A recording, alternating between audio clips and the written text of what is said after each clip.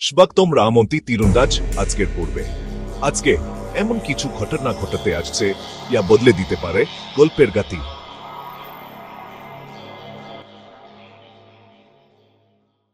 আজ রানামতিকে শেষ না করলে এই বাড়ি আমার হাতে আসবে না।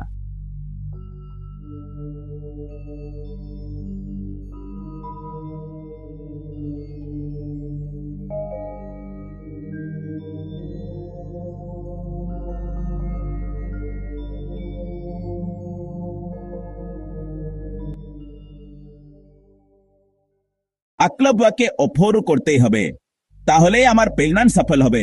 কিন্তু রানামতি সবসময় আমাদের পেছনে নজর রাখে। তাকে সরিয়ে দিতে হবে। একবার ইকলবাক আমাদের হাতে এলে সব শেষ।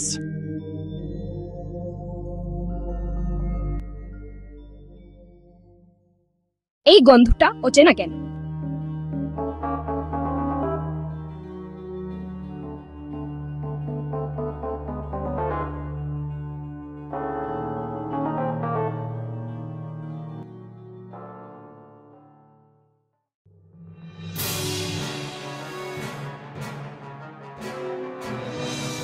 এই খাবারে কিছু একটা মেশানো হয়েছে। বনুন্দা, তুমি কি লুকোচ্ছ?